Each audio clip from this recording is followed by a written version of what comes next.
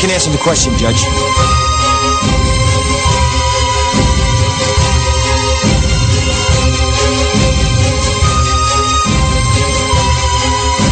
You can't handle the truth.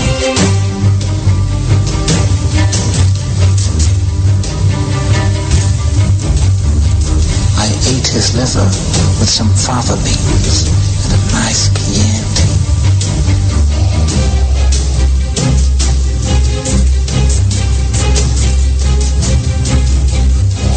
Rubs the lotion on its skin or else it gets the hose again.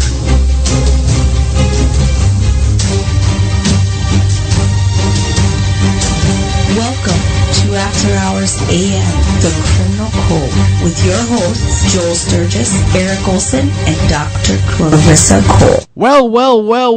Welcome to this edition of After Hours AM. Hey, it's Wednesday. That means true crime. I'm your host, Joel Sturgis, right along with me, Eric Olsen, and Dr. Clarissa Cole. Dr. Cole, Mr. Olsen. How are you guys doing tonight?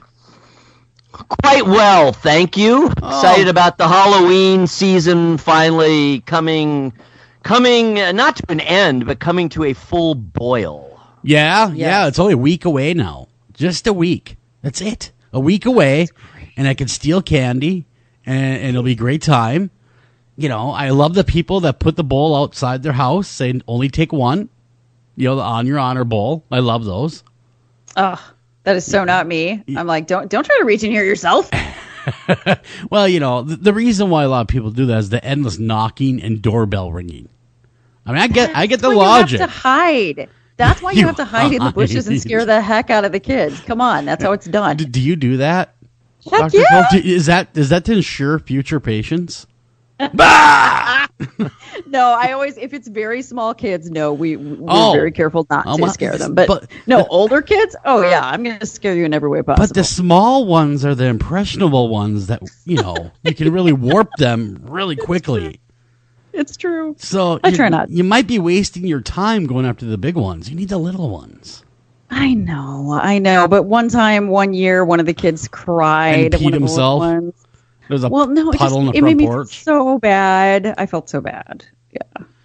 Yeah. I never quite got over that. Yeah. You know, 1 year, really quickly, I got to tell this tale. When I was in my, I suppose, early 20s, I sat on the porch of my house dressed like a scarecrow, like perfectly still. And I waited for these small children to get close because I put the bowl of candy right next to me. And it said, only take one. And they showed up, and the first kid to grab a handful went, "Hey, what are you doing?" Oh, that poor kid. I think he had an out-of-body experience right there. I mean, he stopped, turned all white, cried, ran away. His mother yelled at me, "How dare you scare him?" I said, "How dare he be a thief?" You're on solid ground there. I agree with this. Right? See? Yeah. See? Right? Only take one. You take a handful? Obey. You got punishment coming your way. Obey the rules. I would have been thinking on the spot there, Joel. I would have been like, he never learned to read. He never learned to read. Well, he was like 2. You know, I suppose I should have given him a little slack. He was just a little 2-year-old. But you know what? 2 or 22, theft is still theft. I'll tell you, last year we had the twins visiting from Finland, and it was so fun taking them around. I mean, they were only about, let's see, they were just over 1, so they were still quite little.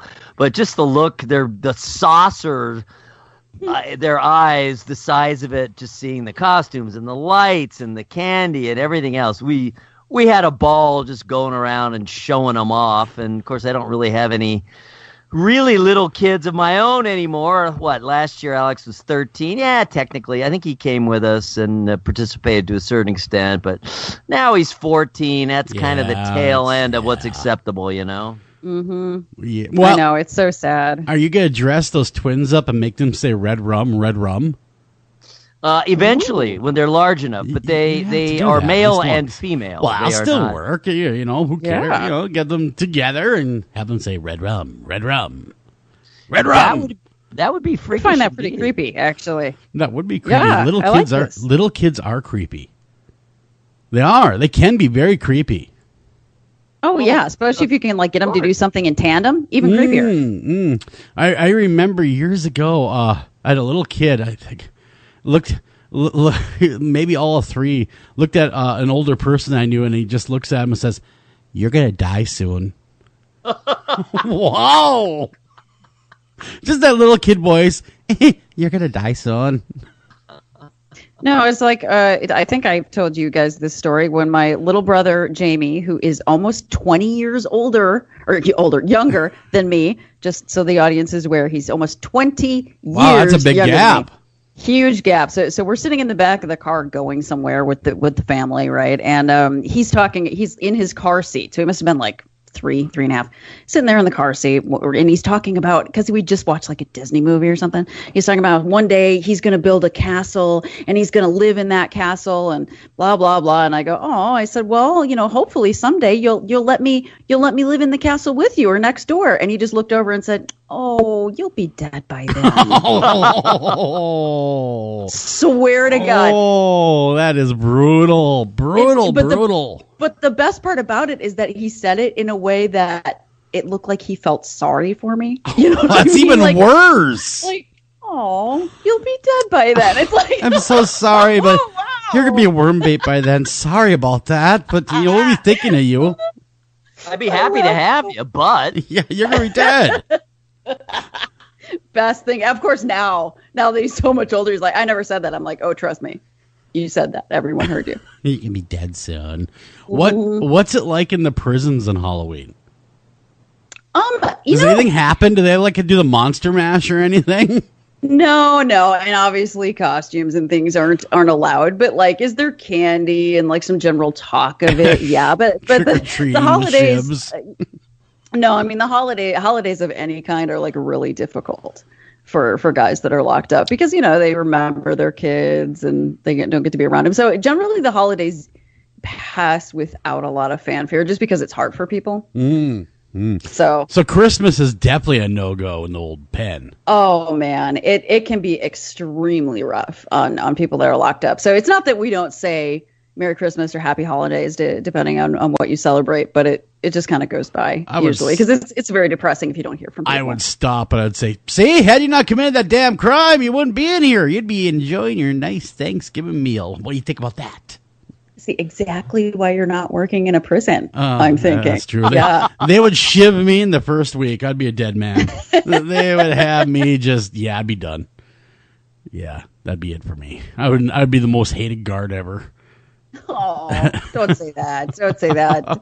Although, like, speaking of like morbid things that you can do, I saw this. I don't know if you guys had talked about this already. The challenge that Six Flags had. Oh yeah. Go ahead. I did read a little bit of this. I want to do it, and now it's too late to get in on it because I didn't know about it. Is that if you could sleep in a coffin, if you can tough it out in a coffin for 30 hours, you'll get $300. And I'm like, oh my God, done. Okay, did anybody do it, or has not happened quite yet? I don't know. I think it's your shot to register was October 3rd. So I missed it. And I'm like, this I could do standing on my head, not literally, but yeah, this would be easy. Oh no, 30 hours in a casket. Yeah, we discussed that. That is very low pay. It really is. Low pay. It's $10 an hour. Pay, but like, could I bring my laptop and do work? Like, it would be but no, wait a minute. Yeah, but the guy at the gas station's making more than you are. $10 an hour plus. You'd be taking a pay cut of $10 an hour doing your work, Clarissa. Think about it. You bring your laptop, you're working for $10 an hour. I guess I'm saying that I would try to be double dipping. You know what I mean? Like I'd be working for my day job and just hanging out in a coffin. No problem. Hanging out in a coffin. I'm making $10 an hour in this coffin right now. I sleep like the dead anyway. This is no problem for me. Wow. Well, this is the challenge for you. Yeah. This is not a challenge for me at all. As long as it's like somewhat comfortable, I'm good. We should make some phone calls then. We should make some phone calls and see if there's anyone near you that owns a casket, A, and B, would be willing to let you sleep in it for 30 hours. Well, they'd have to pay me too, you know. Oh, come on. The bragging rights at that point. I don't know. I mean, I just feel like I'd have to get something for my trouble. But I'll give you $2 an hour. All right. I think it sounds like a Kickstarter event to me. I do for charity though. We should do for some of it, a lot for charity. For charity. Oh, absolutely. That's not a problem. Yeah. We'll do some calling. We'll do some calling this week, or and we'll see if we can arrange something of that way. Maybe we just can. Who knows? Okay. All right. We know a lot of people. So. You do know a lot of people. I'm a little bit scared about it, but as long as I'm like relatively reassured that I'm not going to be buried right then and there, I'm good. We can't promise that, but we will put a dead ringer in for you in case that does happen. I don't know. See, any sort of like dirt, if I hear dirt falling on top of it, I'm out of there. Oh, I would so do that to you too. I really would. I'd start sprinkling dirt on the top. Yep. Yeah. No, that would freak me out. That would freak me out. Okay, so you're telling us right here live on air that if we were to arrange it for charity, you would spend 30 hours in a coffin. Yes. Okay. Oh, yeah, totally. All right. We're going to see whether or not we can make that happen. Yeah, I think that's especially if it was for like a good charity. And we'll webcam for mental health. And we'll webcam Facebook Live. Here we come. Just to see the headlines now. Dr. Cole goes in the coffin for 30 hours. She goes insane. She may come out insane. Mwah! It would be the most boring camera ever. I'd be sleeping through half of it, at least. Well, we'd have to, we'd do something. Maybe we'd have a comedian come in, break up the monotony once in a while, tell some jokes. Yes, she's now on her laptop checking time cards. She's on Facebook right now. This is fascinating. This is a great time. Look at her go. Who knew she could type that fast? Oh, boy. Yeah. All right, Dr. Cole. We're going to see what we can get done. For real. Yes. I before I get to your, you know what? Actually, maybe we should get to this story first because the rest of them are just a little bit too gruesome and we won't be able to come back to it. So this is a story that you originally shared, Joel. I did. I would like you to repeat what you said about it. It is a man that, what did he do to this establishment, this heralded establishment? First, I got to say, full disclosure, I love the Burger King. To me, it is like a church. You just don't show up to Burger King and destroy the Burger King. That's like going to Mecca and urinating on the bricks. All right? You just don't do that. All right? This guy shows up. Man yelled racial slurs, wipes penis on window of Maplewood Burger King. And Maplewood's here in my state of Minnesota. And so that was kind of a big deal. I read that news. And the guy shows up yelling racial slurs. I'm going to actually read it here for everybody. A man who allegedly caused a disturbance on consecutive days. See, now it's not just one incident. It's multiple. And that's what even makes it more heinous. Not only one day did he come, but he came multiple days to, again, soil the sanctity. Exactly. It's hallowed ground. On consecutive days, at Twin Cities Burger King has been charged with threats of violence. The alleged target for Ryan Wayne Lewis Iyer was the Burger King at 2440 White Bear Avenue, North Maplewood, Minnesota, which he arrived there at October 17th and the 18th. On the 17th, around 9:30 p.m., Lewis 40 of Nevis, Minnesota. Yeah, quite honestly, I'd go to stories about Nevis, but I won't. Was drunk and allegedly threatened to kill people in the restaurant. Well, I suppose they're like, whatever, you little man, get out of here. This is hallowed ground. Get out of here. He had earlier gone into the restaurant to use the restroom and yelled to everyone inside the using racial slurs, which I will just leave to your imagination. When an employee asked him to leave, he shoved the mop of a worker. He shoved this worker, that's like assaulting a priest right there. Right? Yeah. The mop, he shoved the mopping worker to the floor before he is forcibly removed by other staff. It was at this point that Lewis allegedly took out his penis I'm sorry, kids. If you got kids in the room, just cover their ears. It gets worse from here. All right? Here we go. And wiped it on the glass window before threatening to kill everybody of the BK, man. He was attempting the very difficult wiener window watch. While he was screaming threats. I mean, that's talent. Tough combo. That's what it was. That's exactly. That's hard to pull off. That's not as easy as you would think. I heard they're adding it to the next Olympics. Lewis was outside holding a 2-inch knife. Thank God it was the knife in his hand when the police were called. But he had gone by that time when the officers arrived. The next day, Lewis again shows up, returns through the drive-thru in his Chevy. Exactly, Chevy Trailblazer spitting on the service window. Well, but he said, okay, in his defense, he said that the second day when he returned, he was just looking to get food. So, I mean, really? So he stops and starts spitting at people? Come on.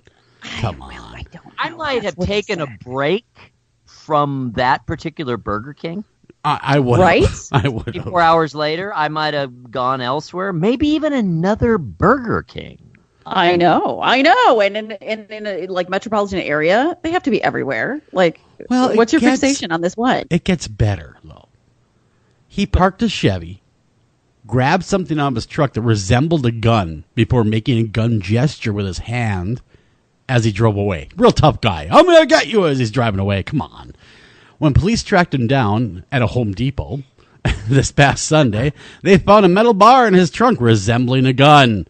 Lewis has been charged with 2 counts of threats of violence, told police that he was in a bad mood on the 17th and admits yelling racial slurs, and said he returned the next day because he was hungry, yes, but the workers refused to serve him. No kidding. Really? Would you serve him too if he came back? I saw your junk last night, and let me tell you, man, that was disgusting. It was wrong. You need to clean up. It was just bad.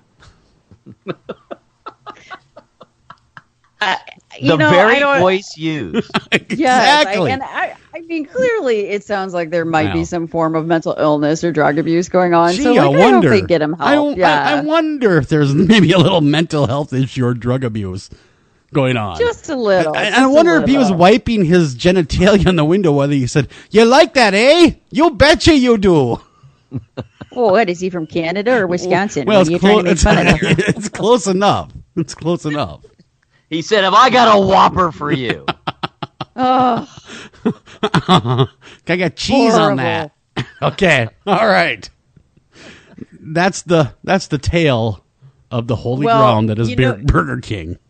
There is a story that I wanted to share, because you ever see those stories and you're like, boy, this was just made for being on the air, or like I had to tell this story so much because the second I saw it, I just knew. Yeah, it was like that. Yeah, there are those stories. Is it flame broiled?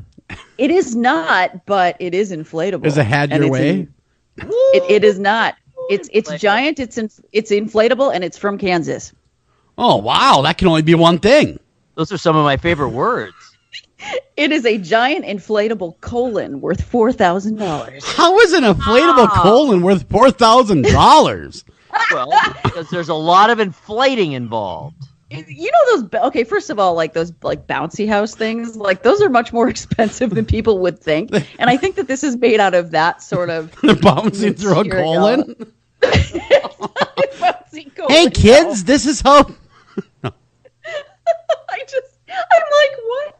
So I'm Billy the Bouncy Colon. So come on in. Inflatable colon mysteriously disappeared in Kansas. How does a giant colon just disappear out of nowhere? It's $4,000. It weighs 150 pounds and it's 10 feet long. Well, the giant took it back. That's where that went. See? I'm never going to Mexico again. So my question is, like, the person that stole this, were they thinking, oh, right, I finally found a free bouncy house for my kids, and then they started inflating it, and they were like, Yep, What but is Clarissa, it? you're missing the point. It's not only is a bouncy house, but it's an educational bouncy house. It is educational because there are various things on it, like advanced colon cancer and polyps and God. Crohn's disease. Yeah, all on the side of this colon. Sure. It's like a journey. Yeah, you is. walk through. You're supposed to walk. I swear, I kid you not, people. You were supposed to walk through the Boy, colon. this story really stinks. Let me tell you. And they did a GoFundMe account, and so far, only $150 has been raised for its replacement. Oh, and they I never can't caught imagine- him. Oh, No. okay. How do you not catch the man with the giant colon? All right. Loose stool. Good Lord, like I mean, you can't exactly blow it up and put it in your backyard. It's a giant colon. Like, what do you? Not be very good at parties. Let me tell you. It went the same place as stolen old master art. You know, The underground. Went into the man cave of some billionaire, some evil billionaire. Going excellent as he's blowing up his colon. Oh, like Smithers. it's old art. Bigger than I thought. I mean, the old art. At least there's a market for that. What are you going to do with this?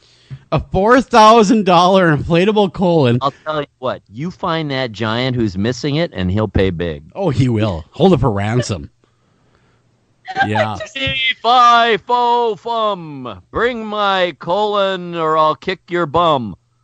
Yeah, it's missing somebody. So apparently somebody showed up to this event, which, I mean, in its defense, was a cancer fundraising event for cancer, right? They arrived in a pickup truck with the deflated colon because they were going to blow it up and put it on display, and somebody stole it out of the back of a pickup truck.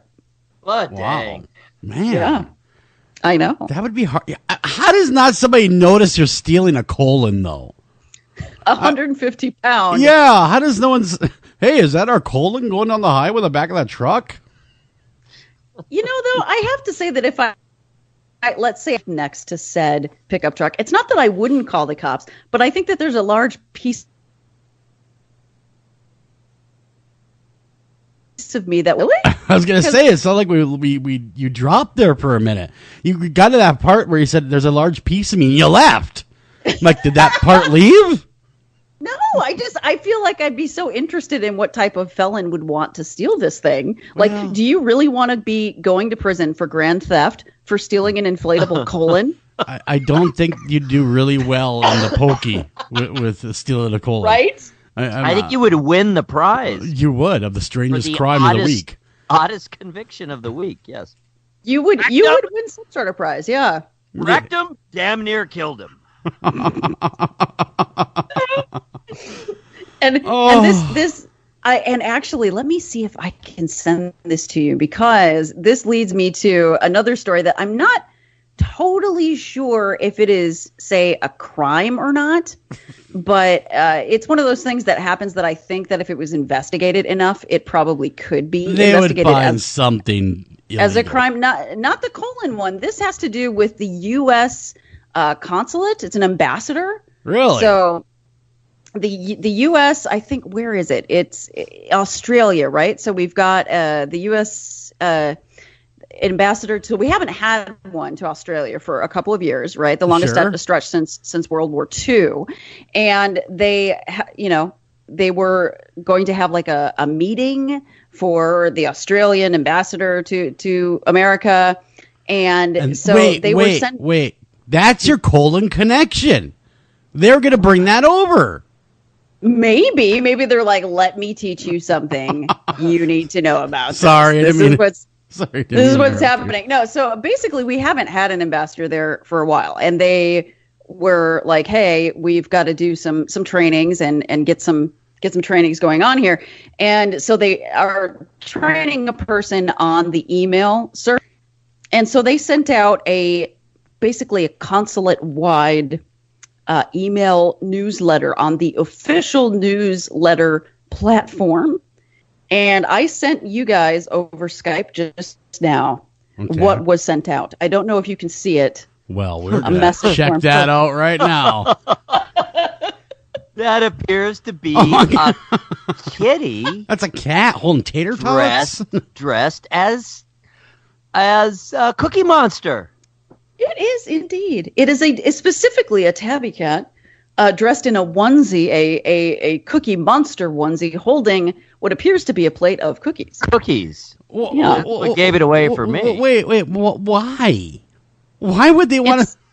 It's a cat pajamagram, and they were sending it out.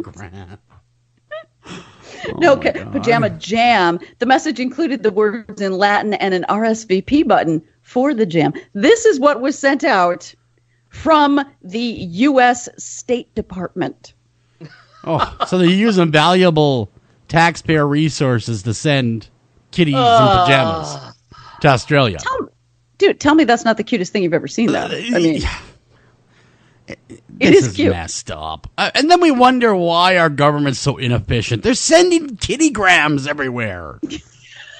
I saw it, though, and immediately laughed. So it brightened my day. I mean... Oh, yeah, it's hilarious as all hell. It really is, and it's cute. That's a cute cat and all, if you're into cats, but...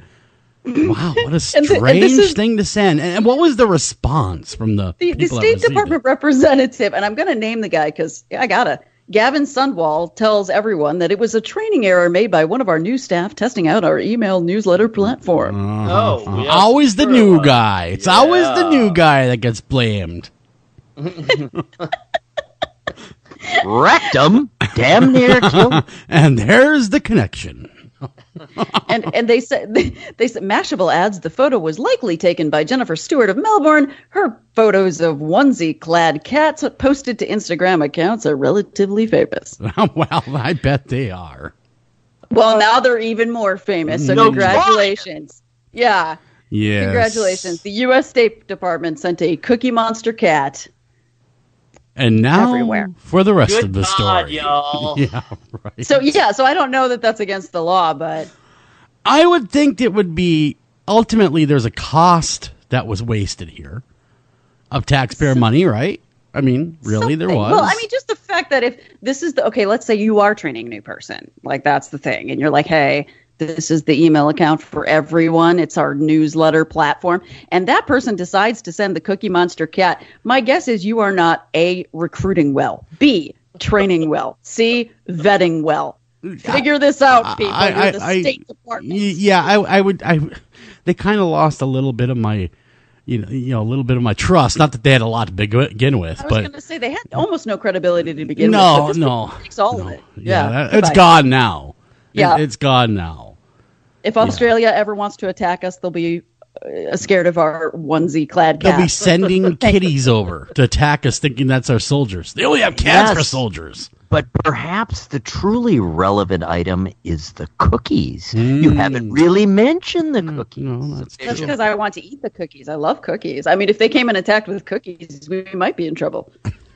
Because I wouldn't want to kill people that brought cookies. No. Look this way. Ooh, cookies. Although we did talk about, other things that people try to poison other people with, like, cheesecake. Ash cookies? A while back, remember, huh? Yeah. The lady with the cheesecake? All of that. Yeah, no. Yeah. If I'm in danger of some sort of criminal act, it's definitely poisoning. Do not trust given freely sweets. Don't do it. They're right on the brink of Halloween? I'm just saying, don't trust if someone hands you a cookie or if they hand you a cheesecake and you don't like them or they don't even know you and they're from a high-powered place, you may not want to eat that. Yeah, you might want to give them right to me. I will. You can be the tester. You can be the tester. I would totally, yes. Oh, I got it. Oh, my God. A fundraiser in a coffin with cookies. Maybe even a cat. No. Cats and I don't always get along, but the cookies, yes. Oh, well, I'm allergic to cats. I adore cats. Cats like me too, but they like me too much. You know what I mean? Like when I'm like dying from hives and my throat closing up, cats are like, hey, how are you? Yeah. we haven't we come love out you. from under the bed for 20 years, but we'd love to see you. Like that. Come join us, Clarissa. Come join us. I swear to God. Like people are like, oh my God, my cat doesn't like anyone. I'm like, no, of course they like me. They know I'm going into anaphylactic shock right now. We have cookies and catnip. Stop by. Oh, no. Oh, you know what though? Okay, so thank God when I did send you this story, which is kind of a little bit of a serious story again, but it's like I'm kind of starting to freak out, and I'm being serious when I say I'm kind of starting to freak out. Do you remember the funeral home one that I sent you guys last week with the dead babies? Yeah, like there were 11 infants found in the ceiling. Yeah. So now, I guess in Detroit proper and in Michigan, they've started sending out officials, right, to like go to different funeral homes. A funeral home named Perry Funeral Home. So the last one was Cantrell. Perry Funeral Home, remains of 63 infants. Well, what the heck's going on there? Now, oh my God. Another one? This is I thought the same funeral home and they were just finding more in the old crawl space. No, and I didn't even have a chance to include this one, you guys, before you called me. There's a third in outside of Detroit, not connected to these two. Makes me wonder what our local funeral home's doing. Dun dun what dun. is going on, people? Wow. Why is this not a huge story everywhere? Why am I having 63 infants, 11 at one place, 2 at another place that I didn't even get a chance to include in the headlines I sent you? Wow. And then 60 at this one, and all these funeral homes are unaffiliated with each other. But why babies? I don't know. You know why small children? Is it because they're easier to store? I mean, seriously, all joking aside, is that why they feel that they can do what they're doing because they're not as big? Well, the way you were describing it last week, as far as how this kind of thing might happen, and I guess it's what their defense was, right? They were saying, yeah, well, we were taking them in for people who couldn't afford, and we were storing them for them with no refrigeration, of course, in hefty bags. And I mean, why is this going on all over Detroit? And is it just Detroit? Sure hope so. No, the other one was found also in Michigan, but it was 100 miles away from Detroit, and they found more infants in similar storage situations. And this last funeral home, one of the families was suing because they wanted the infant to be given to medical for medical. It died shortly. It was not quite stillborn, but died shortly after birth, which is a horrible, tragic circumstance.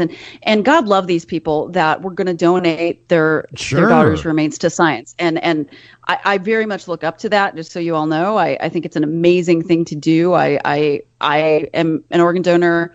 I would like to donate myself once I pass on.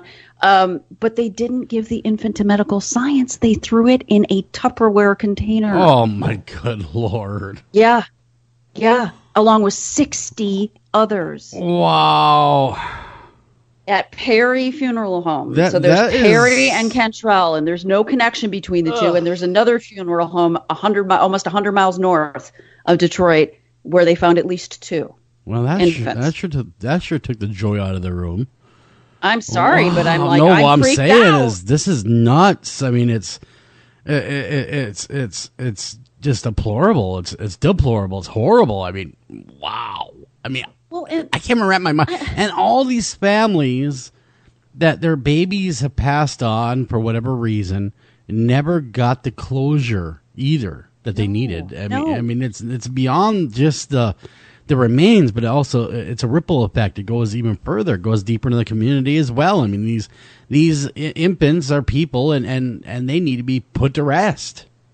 Well, the other thing that's really, I guess, sort of upsetting to me is that they can't be charged with anything like murder, right? Because they didn't kill these children. The children had passed away already, and the conviction, right, for disposing of a body improperly, so desecration of a human corpse, okay, is usually what the statute would be, is in some cases it's a misdemeanor.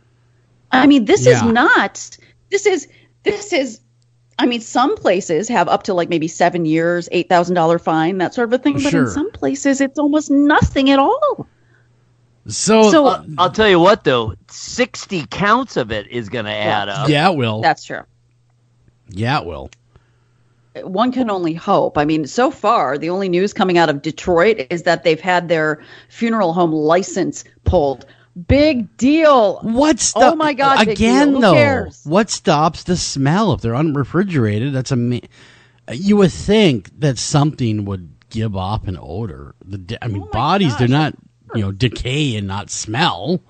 You'd absolutely think so. I mean, the only thing I can think is that in certain environments, depending on how dry they are, a body can mummify. And with a body that's stored in a certain way, if not a lot of air is getting into the container, it could mummify rather quickly. It's the only thing I can think. And, well, the other thought, too, is that if people don't know, if you've never been to a morgue, a proper morgue before, I'm not talking a funeral home where you go and you sit in and talk about caskets. I'm talking like the morgue where they process the bodies. Sure. The smells there, mostly of chemicals actually, but the smells there are pretty intense anyway.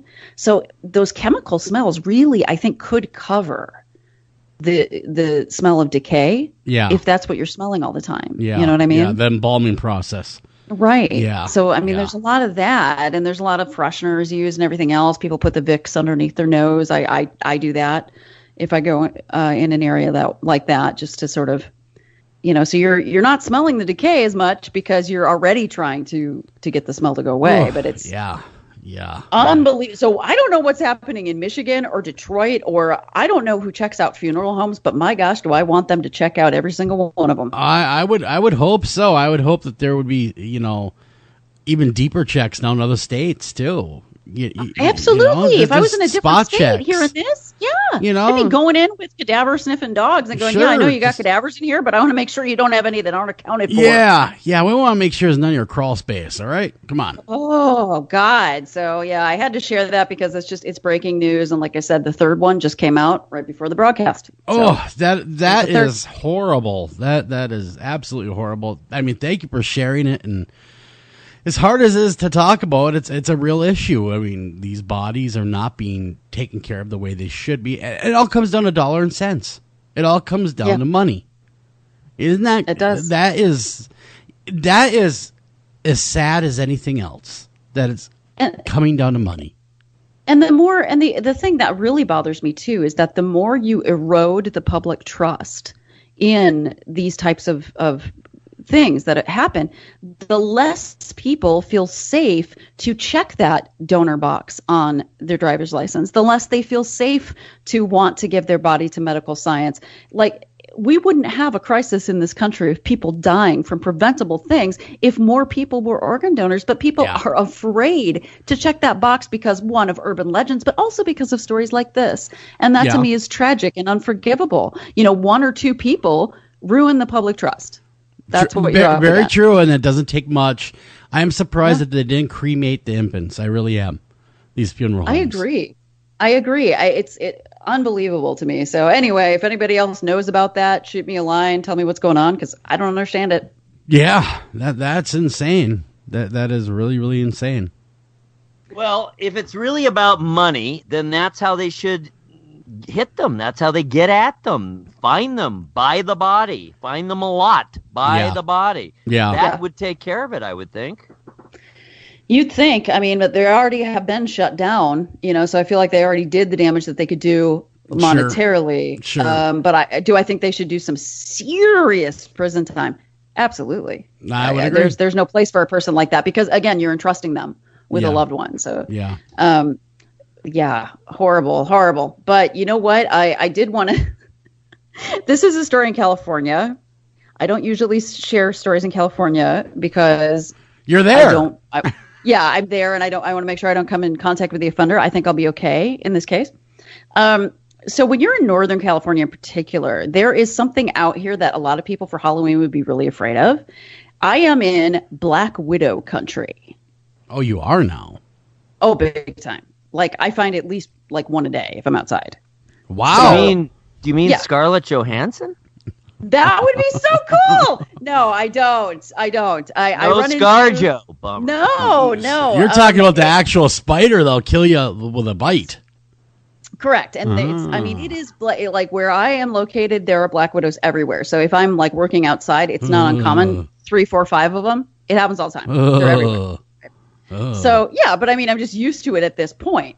And, well, Henry kills a lot of them. So, I'm like, oh my God, spider, and he kills it. So it's good. Yeah. So if I was by myself, though, in a house with a Black Widow, and I have been, right, I usually find something to dispatch it with love, of course, from. You squash it, don't you?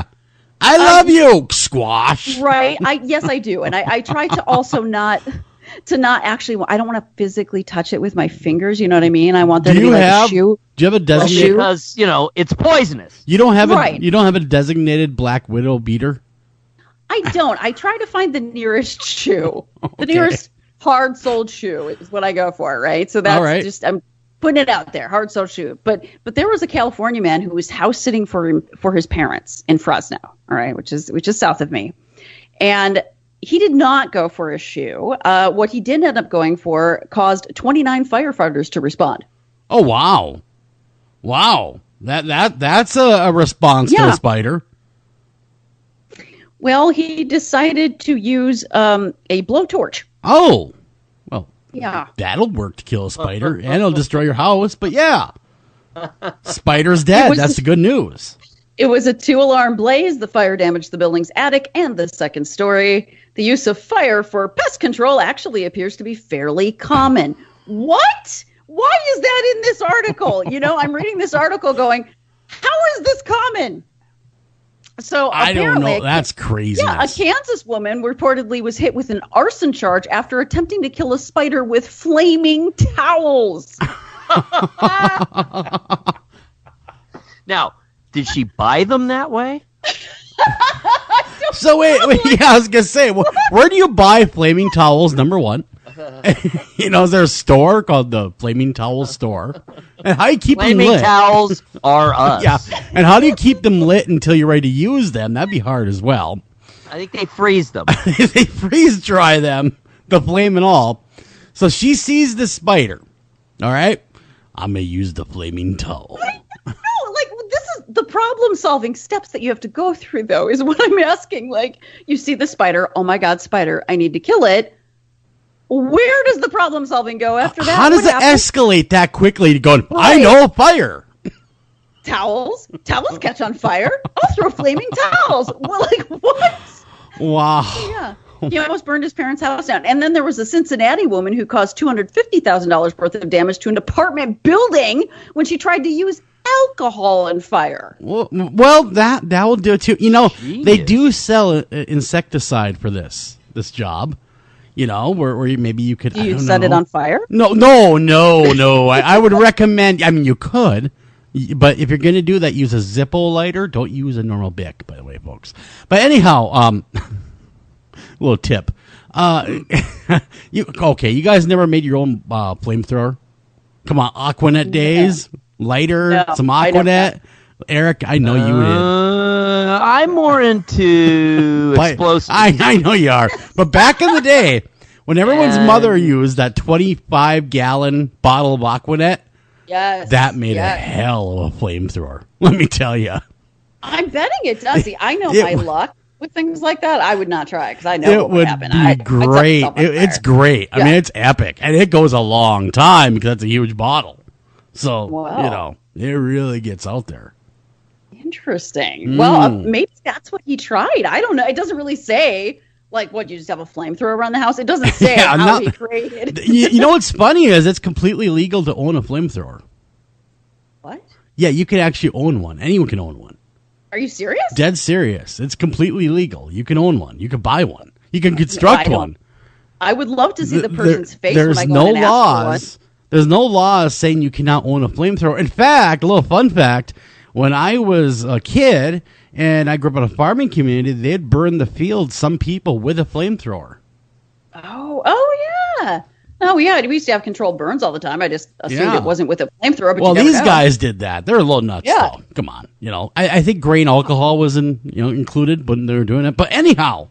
Grain alcohol and napalm. Oh, man. I love the smell of napalm. You know what? Nobody said if the spider died at night, and all I can imagine is a black widow in his charred rubble going, I love the smell of napalm in the morning. That's how I think that story ended. Smoking a cigar. Yeah. With a surfboard. Yep. Yeah. That's how that story ends, everyone. Yeah. Oh, yes. Playing the Trashman in the background. Bird, bird, bird. Bird's the word of a bird. And there was, I don't want to leave it in California because there's a story out of New Jersey that is kind of gross. Is this the, this is the thrower man, isn't it? No, that's Florida. Never mind. No, that's Florida. This guy, and this is very odd. I have to share it only because of the name, the moniker that they gave him. So in New Jersey, there was, so like the track field and the football field and all that. I do. So, like how kids go out there for practice every day, right? So they go out on the field almost daily, and they started realizing that human feces had been left on the field, like almost daily, right? Sparking a hunt for the, quote, mystery pooper, right? There's a mystery pooper on the He's that large. I like the notion of sparking a hunt. That's what happened. It sparked a hunt. So basically, this has been happening on the regular on the football field. Okay, so everybody in the school 50-yard line, big old steamer. Yes, everybody's looking. And so there's this person that eventually got arrested. And would either of you like to share his nickname? Did you see that in the article? Go ahead, Eric. I know this is one that you have to share. Do I have to do that? You do. That would mean I'd have to go look at the story. Oh, I see how you are. I much rather respond spontaneously. All right. All right. The mystery pooper. The mystery pooper, he was the ex-superintendent of the school, so he was called the pooperintendent. All right, now I have it open. Oh, now you have it open. Thank you for joining the rest of us. I can only have my computer. Speaking of irritating computers, lately I've only been able to have a very small number of windows open at the same time, or mine freezes as well. Well, it's a Mac. What do you expect? We can't have. So they call him the pooperintendent. He pled guilty, right? So what's he being? Plead guilty. So what's the poop on the scoop? What's he gonna be charged with? It's odd. They're going to go to trial with some allegations about specific dates because they have GPS evidence from his running watch. Oh my gosh! How about? So they're serious. Are they giving exhibits too? Here's Exhibit A. But it seems really, really serious that they're taking this, so they charged him. I wouldn't take his crap. He's separated from his job and all that. So I don't know exactly, but I mean, that's the thing. Like, you're indecent in public. You could have indecent exposure as a charge, technically. Yeah, you could, but it's a sex offense in some places. So, well, that's the thing, though. Here's the deal: is what possessed the man with all the power to stop and take a dump on the 50-yard line or wherever it was? What would possess a grown man to stop and do that? Is there a disorder anywhere in the DCM that would tell you how nuts he is? The DSM, yes. And actually there are multiple, but do I think he has any of those disorders? No. I mean, there's things like coprophagia and all that, which you don't even want to know. Well, that's one of my favorite words. Yeah, I like that one. I'm going to start using that all over the place now. Coprophagia. Yeah. No, there's things like that. And I don't know that he's, honestly, I think he's just angry for some reason. Well, look at him. Yeah, his lawyer, because, okay, first of all, there's this idea anyway that, like, primates, right, when they get really angry or they're trying to defend, they will throw poop. They'll poop and they will throw it, right? It's a defense mechanism. I know. And it's often done out of anger. We've all been to the zoo. We've all been to the zoo. Yeah. So, I mean, is this guy doing that? I don't know. His lawyer is saying that he got a form of, I didn't know this was a thing. I'm just repeating it. Runner's diarrhea? Is he crap out of luck? Runner's diarrhea. Yeah, like he's a runner and then he gets this, like, what? No, I'm running. And it's running down my leg. I need to stop. What, like you always have to stop on the football field? Is that how that works? Like, that doesn't quite seem to add up, and that's what his lawyer it seems rather convenient. It does. It does. Extremely convenient. Could you imagine that defense, though? Ladies and gentlemen of the jury, I submit exhibit number 1. I wouldn't want to be anywhere near this case. Like, as a lawyer, like, if I ever get picked for a jury. No, it's number 2. I can smell the justice in the air, let me tell you. It's unbelievable. So, like, his entire career is ruined. His name is ruined because he was really angry and felt the need to do this. He looks mad. He looks like a very angry man. He does look very angry. He does. And He looks I'm like he has guessing that's what issues. He looks like he has a lot of issues. All right. Where would you like to go? We got 10 minutes left. Not as many issues as the Florida man that is dancing on a police car to summon help in a vampire battle. Help! They're fighting and they're vampires. I just saw that headline when I, opened up that email, and I thought, I hope we're going to cover that. Do you know what's interesting for me about this story, though? It's not the headline of the Florida man dancing on a police car to summon help in a vampire battle that got me. That's not what got me. Say that 10 times fast. Yeah, it's the fact that he was dancing to Rich Girl by Hall & Oates. Oh, that's what got me. She's a rich girl. And it's gone too far, and I know it don't matter anyway. Yeah, yes. I'm like, rely on the old man's money. Yeah, you rely on the old man. I'm like, dude, I have to see this story now. And like, he was. Look at him. There's a little video there. I'm watching him dance about. Yeah. Wow.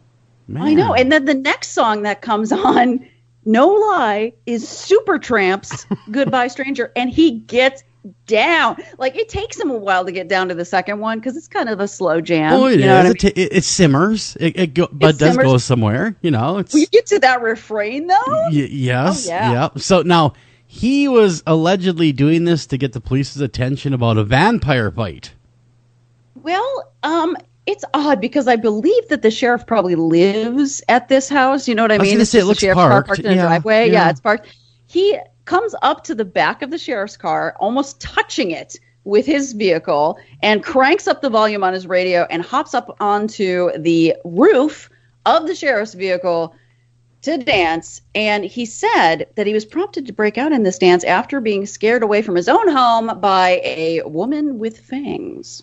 Oh. Yeah. Wow. This story's like an onion. It is. And man, that guy's just a going.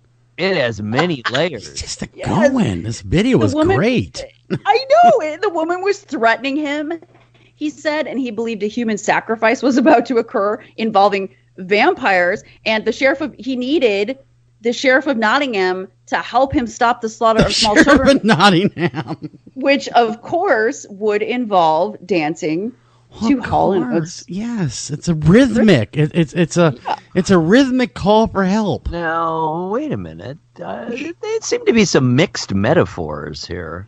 Well, that part is true, but he does have rhythm, and I appreciate that. Yeah, for a white boy, he dances pretty good. He does actually, right? He does. I like the second one where it takes him a while. Like he's just kind of It's a slow simmer. He does. I like how he makes the hands. Raise the roof. That one movie he's doing. Yep. So he's got that all go. You guys got to go look at this video. For anyone that wants to go take a look, it's the Huffington Post. Go click on that vampire hunter dance. Take a gander at that. That is insane. That's so stupid. What's he being charged with, though? You know what's interesting about this is that, I mean, obviously we are making fun, but I mean, clearly, based on the details, he is mentally ill. Oh, right? Yeah, clearly. So I would hope, honestly, that they really wouldn't charge him with much of anything. There was no property damage. No person was injured. Again, much like the child stealing my candy. They have to learn. He does a delightful dance on top of a car, and no one's injured in the process. So. Well, what about that vampire? Yeah. Well, he stopped the vampire by doing the dance. Haven't you been paying attention? Gotcha. Gotcha. He should be thanked and rewarded. He should be. Exactly. With a new Hall & Oates CD. The newest one from 1983. I love that song. That's what got me to click on the article when it said the Hall & Oates. I was like, oh, yeah. I got to see this. Wow. So, yeah. I don't know what he was charged with. I do hope he got treated. Clearly, it seems like it's a psychotic disorder. Clarissa, you need to go to YouTube and look up something called yacht rock. It's been around a long time, so it's been years. But what is it called? Yacht rock.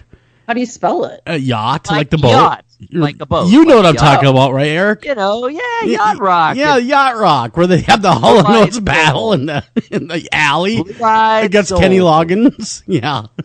Oh, yeah. It's so smooth. Kenny Loggins. It is. It's smooth and wonderful. Although, if you're Brett Kavanaugh, apparently you get in fights on yachts Yeah. Yes. So it doesn't matter. Exactly. You got to watch the video. It's not referring actually to the boat. It's referring to the giant hits they had in the early '80s and late '70s. It's become a subgenre of music. Exactly. It's like it's a channel on Sirius XM. Sailing away. Yeah, all that stuff. Oh, I actually like that song. Yeah. Like McDonald, whatever his first name is. He's a big one. Michael McDonald. Yes, McDonald, exactly. yes. Go check out Yacht Rock YouTube. Anyone that's listening right now. If you haven't seen it, I know it's old, so it's been around, 10, 15 years. But go check it out. It is still hilarious as all hell. We got time for one, maybe two more, Clarissa. All right. Well, let's talk about the New Hampshire. The New Hampshire police are still seeking this person. This only happened 24 hours ago. Okay. Oh. Yeah. New Hampshire is they see an unidentified man. So he's still out there. He's still on the loose. He was caught. Yeah, on surveillance footage, pouring maple syrup all over a police cruiser. Oh, man, those poor cop cars are having a rough night. And then eating it with a knife and fork. It is New Hampshire. He did not eat the cruiser. No, he somewhat sort of lackadaisically, really. He doesn't seem terribly angry, but he pours a perfectly good bottle of maple syrup all over the police vehicle. I don't know what to be mad about. I don't know. I should be, the waste of food, or is the cruiser getting dirty? How do you solve this? What do you do? Do you just run it through a car wash? Does that even work? Very hot water. Yeah, a lot of hot water. They caught the guy, you said, right? Or no, he's at large. He's at large. Okay. He's at large, yeah. You can see the video. Well, you can go online, and they have a phone number to call in case you know. I would start looking at the local IHOP. Look for a man with an affinity for maple syrup. Mm-hmm. And go from there. And question everybody in the IHOP. Show the picture. Have you seen this man with this maple syrup? Or if there are any recent maple syrup assaults on humans? They better get the guys in the field to check all the grocery stores to make sure there's no taps of maple syrup. And they should ask all the trees if anyone stole any sap from them. Can they run a trace on said maple syrup? Get the boys down the lab on this. An expert taster comes in. Oh, I know where this is from. Maple DNA. This is a Vermont gold. Yes. And you know what? If these crime stories this week have taught me anything, it's that if you ask, sometimes you will get surprising results because there was a group of criminals. I'm talking a group, 6 of them in Belgium. Okay, where they were trying to rob a store. They came 6 guys. Come to rob a store. 6 of them. Okay, now a small army. That is a small theft army, isn't it? And I would be. I would be afraid if 6 guys showed up. I'd be afraid. That's more like a league of evil, is what that is. That's a league of evil. A bowling team with backups. I don't know what's happening. So they all come to rob this e-cigarette shop owner. Oh. Who is identified simply as Didier. And so they're armed, okay? They show up outside of his store, and he says, I told them clearly that 3 p.m. is not the best time to hold up a store. I told them clearly. Yeah, clearly I told them it's the wrong time. I told them if they came back later on, that there would be more euros to hand over. And to his surprise, they came back. They agreed, and they left. And did they come back at 6:30 though? Well, so here's the thing. So Didier calls the cops, right? And the cops are like, dude, they're not going to come back, right? So as he's waiting for the cops to show up, they come back at 5:30, and he says he shook their head and said, I berated them, saying, you have to buy a watch. I told you to come back at 6:30 when the store was closing, so they left and came back again. Well, they got some polite thieves in Belgium. Yeah, well, evidently those criminals are very nice. Yeah, well, in plainclothes cops. Obedient. Very much so. There. The cop showed up. Yeah, the cop showed up at 6:30, and they're like, dude, they're not going to show up. They show up. So, yeah. They nabbed him at that point. They did. They nabbed him. Yeah, on time. Yeah. Well, it's very important to be on time. Let me tell you. Apparently they were punctual the third time. They're punctual felons is what they are. Yeah. Yeah, but I'm like, imagine having the guts that guy had to look at 6 armed robbers and go, "Hey, I told you 6:30." I told you come back. That I like the little footnote at the end. At least they weren't throwing bricks at bulletproof glass. Well, that was another guy. Yeah. Yeah. I didn't get to share his story because you know why? I've actually seen that too many times for it. Is that the one of the brick hits him in the head when he throws it? And he passes out.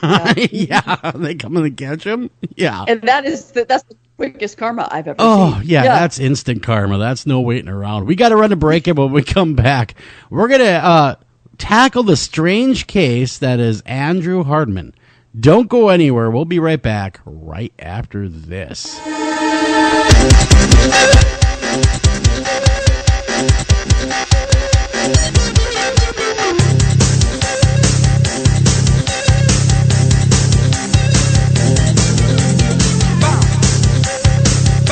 Hi, Tom Bodette. If you can hear me, then you have an internet connection, which means you can do cool things online, like listen to streaming radio, obviously, or watch a video of a monkey washing a cat. Let your freak flag fly. Or you can book a room at a great price at Motel6.com. Isn't the internet wonderful? Everything you want right at your fingertips, and whoa, did not need to see that. I'm Tom Bodette for Motel 6, and we'll leave the light on for you. Unexpected reactions to smart financial decisions brought to you by feedthepig.org. Well, I finally did it. My student loan is totally paid off. I can't believe it. I can't believe it either. I paid more than the minimum each month, and soon enough, it was gone. So you're just giving up? Giving up on what? The life of luxury. Egyptian cotton, caviar Thursdays, designer everything. What are you talking about? Our plan. What happened to winning the lottery and mastering the art of the perfect mimosa? Hosting galas, wearing enough jewelry to require a bodyguard, vacationing in the French Riviera, and then buying it. I just thought maybe it was time to prepare for my future. You know, set some financial goals, make some smart investments, open a 401k. Financial goals? Investments? A 401k? You are horrifying right now. Listen, if winning the lottery were easy, everyone would do it. When it comes to financial stability, don't get left behind. Get tools and tips for saving at feedthepig.org. This message brought to you by the American Institute of CPAs and the Ad Council. Northern Tool and Equipment. So me and the boys head out to tailgate today and find some other fans in our spot. Well, it happens. Cheering for the wrong team. Oh, this is war. Even worse, they've got this couch set up and everything. A couch? Yeah, it's sectional. All right, first thing, don't ever use the word sectional again. Done. Second, I want you to grab a 4,700-pound tow chain with J-hook and grab hammer. Throw that on the back of your truck. Got it. Now you're going to Hail Mary the J-hook over the end of that couch. Time to find a better spot for your new friends. That should do it. There's no problem a little horsepower can't solve. Northern Tool and Equipment. Taking a family of 5 to the amusement park can cost a small fortune. Oh, yeah. So to save some money, we thought, hey, let's bring the amusement park to us. Yeah. Go ahead. All right. Step right up, young man. Are you ready to ride the wacky waterfall? That's just the bathtub with the shower head running. Nope, it's the wacky waterfall. It's the shower, Dad. Waterfall. Wacky. There's an easier way to save. To get a free rate quote, go to geico.com. Then buy online, over the phone, or at your local Geico office. Green light. Hey, girl. School zone. I'm getting hungry. Car changing lanes. You want to meet me for pizza? Stop sign. Intersection clear. Yeah, street. Pizza sounds good. Ballin Street? Girlin Street! It's hard to concentrate on 2 things at once, like texting and driving. Stop the text, stop the wrecks. How will you stop texting and driving? Tell us at stoptextstopwrecks.org. Brought to you by the National Highway Traffic Safety Administration and the Ad Council.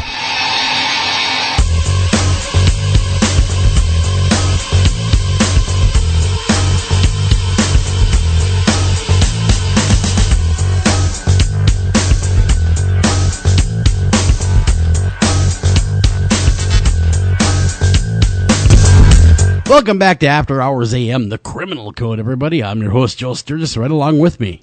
Eric Olsen and Dr. Clarissa Cole. Dr. Cole, I know we have a strange case, and I read through it, and it's really, even by our standards, quite odd. And so I'm going to step aside, let Eric do the intro, and then you're going to take us through the whole tale. It's really weird. Like I said, even by our standards. Wow. this is a lean case, so I don't have all that much to say anyway. But the spooky crimes of October continue on After Hours AM, the Criminal Code. And don't forget, my friends, we're on True Crime every Wednesday night, 9 to 11 Eastern, with you have just heard from Joel Sturgis, Eric Olsen, and our secret weapon forensic psychologist, Dr. Clarissa Cole, with an examination of 17-year-old killer vampire boy Matthew Hardman, led by none other than Dr. Cole. We stake the vampire as all of our interview or spotlight cases occur at 10 o'clock. And, of course, from 9 to 10, we review, as we just did, the true crime headlines. So I'm going to turn it over to Dr. Cole. This is the case of the vampire killer. I think that's ambiguous. It sounds like he's going around killing vampires. I prefer vampire hunter. I prefer killer vampire boy. Yes, that sounds that does roll off the tongue. Thank you. All right, Clarissa, I turn it over to you. All right, this is back in 2002, I believe. His name is Matthew Hardman, and he was only 17 at the time in Britain, living in a small community in North Wales. And what's interesting to me about him is that he doesn't have the troubled upbringing that a lot of people do that commit violence later in life. He had a fairly normal upbringing. He was a paper boy from ages 13 through 17. He was, quote, remarkably normal, doing well in school, working jobs. And he even had a girlfriend, which of sorts, a German 16-year-old girl, like a foreign exchange student, whom he met with every now and then. But unbeknownst to pretty much everybody, he developed sort of a fascination. And before I really get into what that was about, Eric, I know, well, Joel, you also have some other kids that are a bit older. Like, Eric, have you noticed your kids like really getting into something when they're in their adolescence? Like they're just deep into some subject or another? Oh, sure. I think my son, both younger kids. The older kids, it's kind of a different era because they're so much older.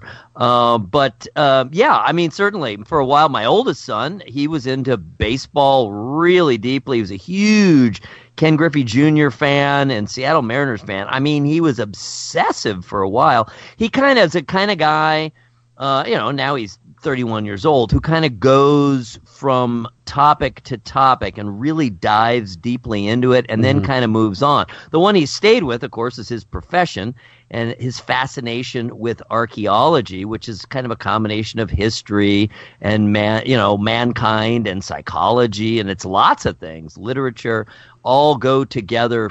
Physical science. He had to become a diver because he wanted to be a maritime archaeologist, which is what he is, or a marine archaeologist, which he is. So he had to pick up some skills along the way in order to do that. As far as the younger kids go, I mean, they've both been so wrapped up in music and performing, so singing and acting kind of really their whole lives. So I guess that would be their obsessions that Lily now is in college for. She's in the acting program at University of Cincinnati.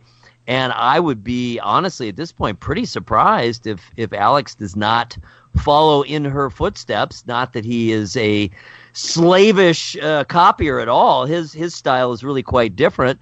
And they're actually kind of better at different things. So it's not a case of, sometimes you might wonder, is he just copying? Is he just following? But no, he's very much his own guy. But the two of them, the two younger ones, certainly their obsessions have been with singing and acting and I suppose performing in general. My daughter's is really easy. By the way, my little girl, princesses. That's it. Sleeping Beauty, Ariel, you name it. She's obsessed with Disney princesses. That's where she's at in life. And that's, I want to say that that's really a part of normal development, right? Because a kid's world, especially when they're much younger, like Joel, you're talking about in the younger years, like her life is really circumscribed to what you and your wife do and what you guys are into and what you let her be exposed to. She doesn't get to be exposed to the entire world yet. And like Eric, your kids are a bit older where they can be exposed to these other things. But I think it's really normal for a teen to get really into something. Like, I'm trying to think of so I was really into theater as well when I was a teenager. Like, that was my thing. Do you have anything that you guys would admit to that you were really into? Oh, let's see. When I was a young kid, I used to love, and back in the 80s, this is a little more acceptable than it is. I guess it's not that bad now.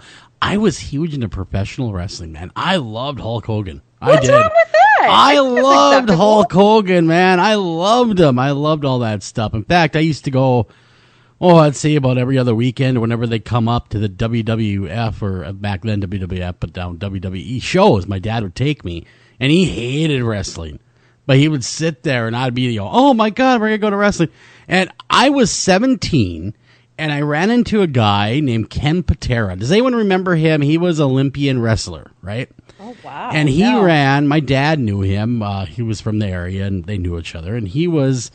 And he ran something called the AWA, American Wrestling Alliance. I'm sure you guys have heard that one, right? Baron Von Raschke, the Crusher, right? Those iconic guys.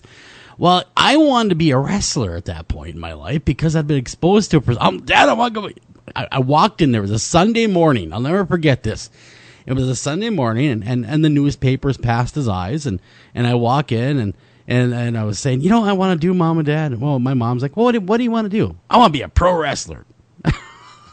My father's very practical. Yes, exactly. My father's, the paper slowly creeped below his eye line, and he killed me with one word: no. And it went right back up, right back up. But there's a school,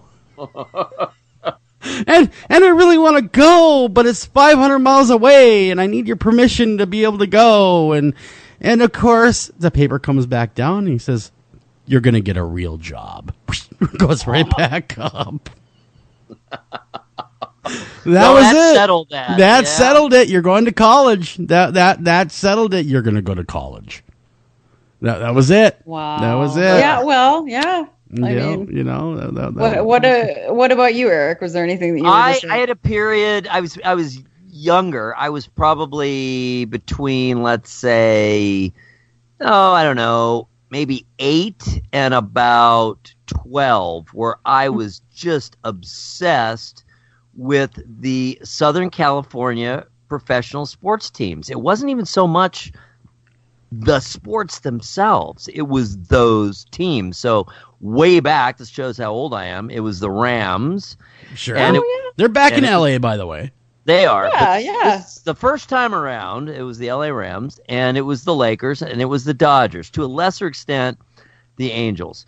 I was always much more of a Dodger fan. So it was kind of everything about them and the magic, like their colors, it was magic. And when we would go to games, I definitely went to more baseball than anything else of those three sports. And I would just pour over the program, and as if any of the companies that advertised in that program were somehow special because you're in the program. You're special. So I was really, and I had uniforms. I was never particularly good at football. I was okay at basketball. I was good at baseball. So that's the one I ended up sticking with the longest, and I was a left-handed pitcher, so I was completely obsessed with Sandy Koufax. Still am. He's still my favorite baseball player ever. So that was one period. Then when I got a little bit older, I got an electric guitar for Christmas when I was 13. And that changed everything. Man, did I throw myself into that. I just was so into music, and I wanted to learn the songs and play the songs, and I worked really pretty hard at it. It took me a while to figure out how. I thought, well, you just go out and buy the books, right? You buy the song books. That's how you learn it. You buy the music. No, you got to learn to play it by ear in rock and pop music. Sure, you can get the chords and you can get information, but that's not really how it's played. So I had to learn all that. It did kind of change. I did stay always a really big baseball fan, and still am, for that matter. And yeah, sports in general. Love the Olympics and all that. I'm still kind of I'm a little iffy on football. I know you guys are huge NFL fans, but I'm in the middle on that. And over the years, probably because the Cavaliers with LeBron became so good, I became a really big NBA fan again after lying dormant from, way back when I was a huge Lakers fan. So those are a few of my obsessions, and that's probably enough.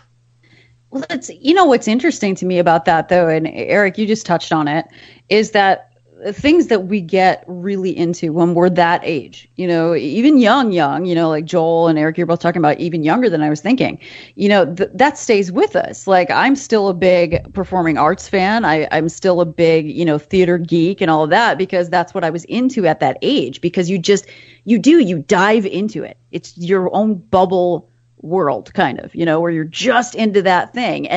And so it's really hard for me with this case with Matthew Hardman, this teenager, because he was a teenager. He was only 17 years old when he started getting really into, and I mean, this is going to sound weird, but before we get too weird about it, he was very into vampires, the idea of vampires. Well, which, sure. I liked vampires as a kid. I thought those stories are very intriguing.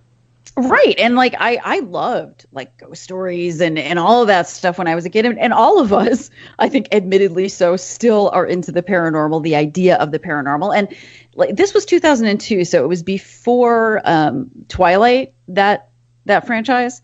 So it was before it became like an everyday sort of a thing, but still Interview with a Vampire was out. It was. Wes Craven's Dracula was out. So like, there were all these movies that sort of normalized this idea for people of that age. So he came into contact with it at, when those movies came out, and he became really kind of preoccupied with the idea of vampirism, which I don't think is as weird as people may have thought it was. Yeah. Well, back then that was big. Remember that when Interview came out with the vampire? Anne Rice was everywhere.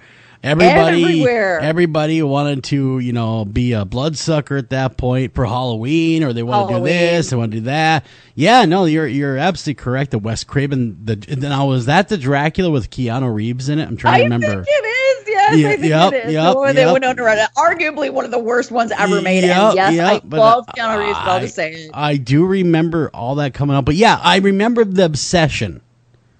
Yeah, and then after Twilight, it was like, oh my God, it's all over after that. Get it? Like, are all 12-year-old girls going to be attracted to weird, pasty vampire kids? I guess so, right? Like, that's how it just went for a while. If they sparkle. I never saw any of those movies. I was actually somewhat forced to see one of them. Really? I swear to God. Yeah. Oh my God. It was someone that I was dating at the time. His no, not the guy. It was his brother was married. All right, so he had a married brother, and the sister-in-law would have been, for me. Yes. Really was just appalled that I had never seen. You've never seen them? So she popped them right on the DVD player, didn't she? Right there and then. You have to see this. Yes, I know, and I saw the first one, and I'm like, why is this happening to me? I did. Yeah, they weren't let's face it, they were for tween and young teen girls. That's exactly it. So this kid, and I was very angry at like the whole Bella character. Just putting that out there, because could she be weaker? Anyone? No. I don't know. Not a strong female character. Didn't like it. But anyway. This is before that. This kid, Matthew Hardman, was very interested in vampires. And remember, the internet did exist at that point. So he is looking stuff up on the internet, going to books. Dial up. Yeah, right. He's researching it. But nobody really seems to know he's into this except his German girlfriend, right? The 16-year-old. And she's never been named because she was a minor, right? So the German girlfriend they got together one time and they were kind of making out in her bedroom where she was staying. And as they, in the midst of this, he pulled back and he said to her that he believed that she was a vampire. That she was a vampire? Correct. Yes. Oh. And that she was a local vampire, which of course, she took this as a joke. A local vampire. You're a local vampire opposed to the, ones that are as opposed to the worldly ones. Yeah, it was. And, she's bad. She's nationwide. No, she's local. Local, yeah. And so she kind of tried to laugh it off, but then he started saying some other things that were more disturbing to her, which is that his community was, quote, perfect for vampires because there were a lot of elderly people in this community, and if they suddenly passed away, nobody would think anything better of it. Right. Wow, that's so bad to think that way. We got a lot of old bats hanging around, so if you take a couple, out of the herd, right? no one will ever know. Awful. I know nobody will care, right? And this she found even more disturbing. But then when she tried to, just go on with their day, he tried to force her to bite him. To make him a vampire. Yeah, he started putting his neck toward her mouth to the point where he pinned her down. Yeah, bite me, make me a vampire. And she screamed that some people, parents, adults, actually had to kind of pull him off of her. Bite me, make me a vampire. I would say something happened prior to that meeting, prior to that tete-a-tete, that, he had become truly delusional, because he went from it went from kind of idle speculation and kind of random fascination to assumptions. Maybe she did something. That right there is where, something happened. When you go from just maybe, whatever, I wonder if, gosh, what an interesting concept. She came from my girlfriend came from outside to this town full of really old bats. I wonder if that was on purpose. It went from that to, I know you are this, or I believe you are this. And I think that's where the break happened.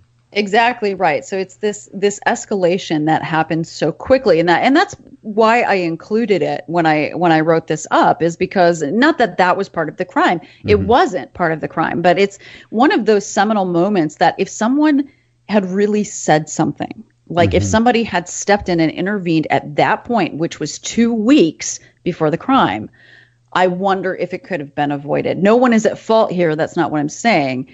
It's just that, Eric, I think you hit the nail on the head, that is where the break from reality had happened. Yeah. Right? Yeah. Is that he's trying to get her to bite him. He doesn't understand why she won't. So she gets him pulled off of her. She doesn't see him again. And 2 weeks later, 90-year-old Mabel LaShawn, she lived in his community, right? Somebody that he delivered newspapers to, and that actually had at one point picked him up for school when he missed his bus. So someone that he, in passing, knows, a neighbor, was found dead in her home with 22 stab wounds. I would have expected bite wounds, but yeah, stab wounds. It gets far worse. So Miss LaShawn had been relaxing just in a reclining chair watching TV, right? And she actually, a worst part about it is that she had just been widowed like 3 months before this. Her husband had passed away, and she's in her recliner watching TV, right? He forcibly breaks in and begins to stab her, right? And he made these deep incisions in her legs before killing her to drain her of blood. He brought saucepans from her kitchen to collect the blood and drank it. And he then eventually murdered her with the 22 stab wounds. He placed 2 brass pokers, fireplace pokers, in the form of a cross at her feet. He perched a red candle on the mantle at her head. And these are just crime facts. Sorry. He made an 8 by 9 inch incision in her chest cavity. Oh my God. Which is huge. And from this gaping wound, he removed her heart. Good God. Oh my gosh. The strength and the time that it takes to open up a chest cavity is a lot. Let's just say it's a lot. Yeah. The heart was found. It was left at the residence, but he did remove it. And when the police responded to this horrible crime scene, I mean, who do you even suspect? You know what I mean? Yeah, where would you begin? What would your list of suspects be for that kind of a heinous crime? And another thing, no one heard all this. I mean, it had to have been a loud affair. God, yeah. You know? You would think so. Although if I believed he did stab her in the chest first, not a fatal wound, but if he punctured the lung, maybe not. Oh, boy. No one heard her cry out. And she did live near people, but no one heard anything. So it makes me think that maybe he did puncture a lung. And she was propped, like he positioned the body moved the body after death and did drink her blood. He admits to that and does admit to removing the heart. And eventually, cops struggled for a while, like, oh my God, who would do this? And eventually they came to him, and he didn't put up much of a fight. I mean, he admitted that he did it because he thought that if he did this, he had been looking up, and you guys know more about this than I do, so I'm going to defer to your wisdom. What the heck is a black mass? Black mass is generally, I'm sure Eric knows this too, is conjuring. Okay. That's a lot of people say it's a conjuring mass. It's a Satan worship, can also be called a black mass. It's definitely Satan worship. Yeah. But a lot of times they use a black mass to conjure demonic demons, stuff like that, or try to give yourself power. That's also something they would do in a black mass. That's what he was trying to do, I guess. He'd been researching that before this event, and he wanted to become a vampire and wanted to know how to do a black mass, but I wasn't really sure what that meant. Yeah, he's a sick puppy. I mean, even beyond, everything about this is sick. It can be dark, black witchcraft, anything from that. And it's hard to tell, where do you draw the line between that and Satan worshiping? They're all, if you're doing black magic, seems to me it's about the same thing as Satan worship. But anyway, it's summoning, conjuring. It's a formal black, quote unquote evil ceremony. Okay, so I mean, I guess with this, I'm sorry to take this back to what we were talking about earlier, but I think it's kind of important. Joel, when you used to watch the wrestling way back when you were a kid. Oh yeah. Did you believe it was real? I did. I thought Andre the Giant and Hulk Hogan, brother, really wanted to beat the living tar out of each other. Right. And I really believed it. Was real. Yeah, right? I thought for sure it was a brawl and it was going to go down. And what you going to do when Hulkamania runs wild on you? I believed it. I did. I believed it hook, line, and sinker. And unfortunately I did. But then you learn later on in life that, they were actually good buddies. But how did you learn that? Do you remember? I remember it just growing up and then meeting through radio, meeting real professional wrestlers. I interviewed some big names like The Undertaker, Hulk Hogan, all those guys. And of course, off air, they were talking like buddies. And then of course, I already knew by that point it was fake, but then that really sealed it. That we were talking, and they said, it's basically a choreographed dance at the end of the day, is what they said. It's all mapped out even before we hit the ring, so it's all fake. It's absolutely fake. But you learned that by I did. And also it was one of these deals of, wait a minute here. Would they really allow two grown men to get in a ring and beat the tar out of each other on live TV? Really? No, they're not going to let that happen. Yeah, those kinds of things. Right. Those common sense kind of things that hit you. Yeah. It's one of those things that you learn over time and growing up, and you weren't so into it that you wanted to do it. But what if, that you kept on that urge to do it? But what if you did truly believe it the whole time? Until you became an adult. It's funny because in my 20s, I actually did some charity pro wrestling bouts. Oh. And I did it for charity as a radio personality. And of course, we'd fight and stuff, and they totally took care of us. We never got hurt, and, they put us over, that kind of stuff. But I got to get in the ring, and I had to take a 2 weekend training course. How to take a bump, how to fall, how to do this, how to do that. And it's not as easy as it looks. People actually do get hurt. They truly do get hurt. So, and I was going to say, I was actually kind of on your behalf. I did want to interject. It's not fake. It's just orchestrated. Exactly. But people do get hurt. Yeah. And sure they do. And when they throw you on that, it's not as soft as you would think, that wrestling ring. And when they slam you down, it really, if you do not know how to fall correctly, you can really hurt yourself badly. Even if you do know how to fall, quote, correctly, I have had stage falls where I'm doing it correctly and I am bruised to hell. Oh yeah, no, same thing with these guys. It still hurts. But but then you realize, hey, it's a show. It's a show. It's entertainment. It's not they're not doing it because they don't like each other. They're doing it for entertainment purposes. They're doing it for the art. And it really is an art. Those guys truly are masters of their art. And it's one of those things where if you didn't share it with anyone else, like if this was something that you watched and you didn't share, you didn't talk to people, would you ever learn that it was fake? And so, not, you get back really. to Hardman's case. Yeah. He didn't share it with anyone. And the one person he shared it with just rebuffed him and then refused to speak to him. How does he find out it's not real? By going to prison. Yeah. And that is what happened. He went to prison. Yes. And if he became a vampire, but think about this, Clarissa. What if he was a vampire, got sentenced to a life sentence, they live forever? Boy, that guy'd be screwed.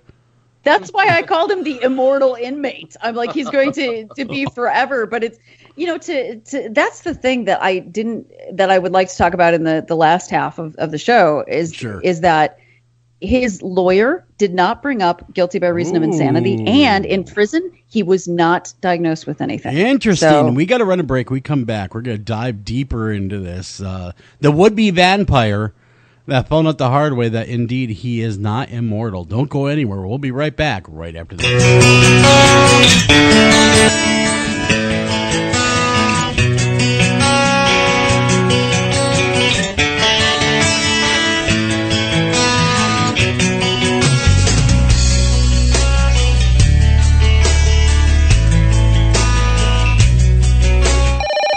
Northern Tool and Equipment. So Daddy's little girl thinks she's going to prom tonight with some punk who calls himself Snake. Yeah, they grow up so fast. Well, not if I can help it, they don't. Okay, here's what you do. When that kid shows up, Dad's going to be doing a few chores around the house. Huh? It doesn't matter the chore. What's important is that it requires the use of a 60cc gas-powered chainsaw and possibly a mask.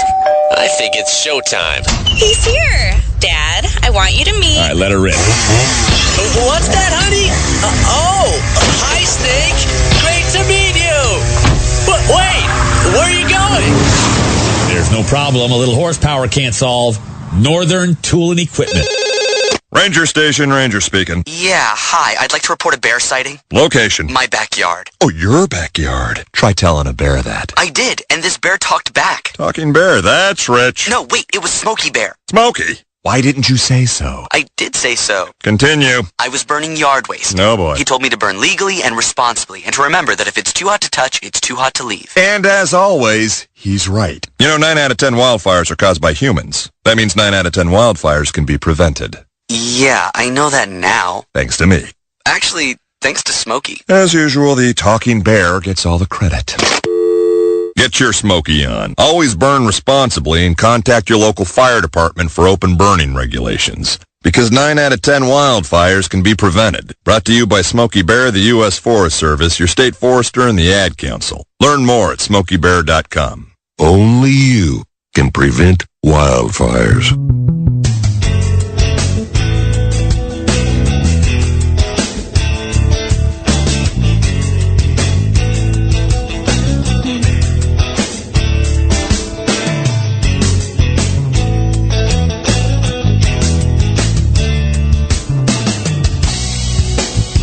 Welcome back to After Hours AM, the Criminal Code. I'm your host, Joel Sturgis. Right along with me, Eric Olsen and Dr. Clarissa Cole. And when first part of this story was really hard to hear, and we are actually covering Matthew Hardman, and he is the immortal inmate. He had the aspirations of becoming a vampire. Evidently, now I would say he was delusional, but I'm going to stop right there and let Dr. Cole continue where we had left off. If you're just tuning in, like always, you can download this show. The best way you can download this show really is two ways. You can go to criminalcode.com, which is Dr. Cole's website, or you can go to America's-Most-Haunted.com. That is the After Hours AM, America's Most Haunted website. So both ways are great, and if you really, really want to do this, you can go to Blog Talk Radio. We have it there as well. Spreaker, we're there. Pretty much anywhere you're getting your podcast fix, we're right there waiting for you. Just search out After Hours AM, and we're right there. So that being said, let's get right back into it.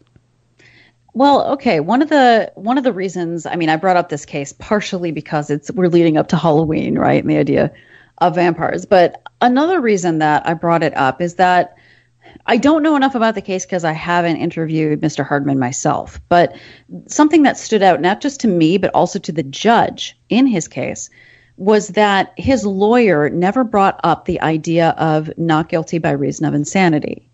It was not used as a defense. It is a defense in Britain. And the judge actually brought it up that, well, since your counsel isn't giving this to me as an option, I cannot weigh it. Thus, he must be guilty. And it's not that he's not guilty of the act. That's not what not guilty by reason of insanity means. It means the person did the act, but that they didn't understand right from wrong at the time, or they weren't able to adequately weigh right from wrong. And in my estimation, Matthew Hardman believed vampirism to be real, very real. And it still makes it wrong, of course, but would that mean that he's competent? And I wonder about that. Like, I wonder what you guys think about that. Well, I guess what's the underlying, if you had to sit with him, let's just say you sat with him, Clarissa, trying to figure out, maybe even pre-trial, trying to figure out what his game's all about, what would you say he'd be suffering from? Knee-jerk reaction. What would you say he's got? Knee-jerk reaction would be delusional disorder, and that's where we kind of hit a sticking point, is that Mr. Hardman hasn't been diagnosed with anything inside of prison either, at least not that has come out. And that's what's really confounding to me, because I can't see somebody going through all the trouble that he went through without believing in it. It doesn't make sense. Yeah, exactly. It doesn't make sense at all. Yeah, he had to have believed in it wholeheartedly. Otherwise, he would not have gone through the ritual and the murder and everything else and drinking the blood. Okay, no one in their right mind, you would think, would not do that. You see what I'm saying? Right. So here we are, and I want to say, just looking at the case as a layman here, the dude's insane. He's as fruity as they come. Well, and therein lies the problem, so they say. And this is where, I mean, again, I don't mean to be this sort of like a psych lesson, but it is something I want people to understand, is that when people think of someone believing something that isn't real, delusions, that's kind of the definition of it, they usually think of that in terms of a psychotic disorder like schizophrenia. So like, basically, like, they're crazy on a number of levels. You see these people portrayed in the media a lot, right? Even in movies, where they're crazy, they're crazy top to bottom, right? They believe that aliens have invaded their skull. They look crazy. They see things that aren't there. Sure. They're crazy on every level imaginable. And in schizophrenia, that's what you are seeing more. You're seeing the hallucinations. They're responding to things that aren't there. They believe things that aren't real. Their behavior is odd. Their speech is odd. But in delusional disorder is very quiet, and it's very different. They don't have the same psychotic issues that other disorders have. They're not hearing things that aren't there. They're not seeing things that aren't there.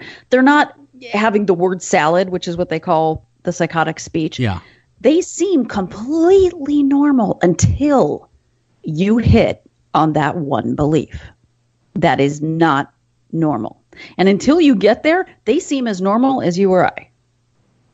Wow. Delusional disorder is extremely quiet, but it can be extremely dangerous. And it is still a psychotic disorder. So they make their own narrative in their head is what they're doing. This belief, this strong belief, right, and what have you. Yes, and it could be about anything. It could be bizarre or non-bizarre. It could be just I knew a person at one point that believed that the world was getting information about him through means that he didn't sanction, like just electronically through the air. That makes sense. Years ago, when I was living in this apartment and this neighbor lady was completely normal. You'd run into her, right? And she'd talk with you, until you talked about the evening news. And she would stop what she was doing and look at you straight on and go, they're talking to me through the TV. See? What? Yes. And that's a delusion. Actually, that's a specific delusion. They're looking at me and they're talking at me and they're looking at what I'm doing. No, come on. That's called delusions of reference. She That's a got very specific angry delusion. when I downplayed it, and I said, "No, don't be." And I used a horrible phrase. Don't be nuts. Oh, she blew up. It was on at that point. To her, yeah, exactly. To her, it's not delusional. To her, it's absolutely true. And so delusions of reference, right? We could get into that. Like Son of Sam referenced, David Berkowitz referenced delusions of reference. Do I think he was having them? No, I think it was an excuse. But that's what that's called. Someone speaking to you through the television or the radio is called delusions of reference. So if Matthew Hardman was having delusions specifically about vampirism, how is that not a defense for insanity? Yeah. To me, this sounds just like absolute legal malfeasance is what this sounds like a case of. And the guy obviously is extraordinarily dangerous. I was looking up once we got to the story, once I saw your write-up of it, and was just poking around a little bit looking for some other pictures and whatnot, and he is considered absolutely out there and extraordinarily dangerous right now. They say he's just when he went to prison, he was smiling in a boastful manner, like, I belong here, I deserve this, this is the coolest, and he is held in great fear in Wales. And so it's not as though he has, shrunk back down to normal or whatever the case may be, because these were fairly recent stories kind of checking up on this extremely notorious case and this notorious killer. So the bottom line here is there should be all kinds of attention on this case. And again, it's not that he should be let loose or given any lesser sentence or punishment or whatever the case may be, but he's clearly, mentally ill and should be in a place for mentally ill people, not in the general penitentiary. Excuse me, I had a little internal burp there. Penitentiary population. That just seems absolutely legal malfeasance. Yeah, I still can't believe that his lawyer, I mean, it would be the first thing that I would bring up is that, yes, this crime was horrible. No one will ever forget it. A life was lost. However, this is what my client believes, and is always going to believe, because that's the other thing about delusional disorder. It doesn't go away. So it's always going to be there. So Correct. Like the lady that thinks that at the time it was whoever it was, Peter Jennings is talking to her through the TV. She's always going to believe the newsman is looking directly at her and talking to her. Most likely. See, that's the thing with delusional disorder. Now, if it's part of an overarching psychotic disorder like schizophrenia, maybe they could take meds that help with the schizophrenia and the delusions start to dissipate. But if it's just delusional disorder on its own, that does not remit well at all. Those beliefs are there to stay. So now, the question is, can we moderate them to where they're not dangerous So anymore? now, if this guy, I'm talking, of course, hypothetically, we're able to get help and get these medication and get these things under control, he very well might have been able to be released and live somewhat of a normal life. Is that what you're saying? Even after he paid his debt to society? No, I'm not saying that at all. Circumstances. what are you saying then? No, I mean, no. Likely he's still dangerous.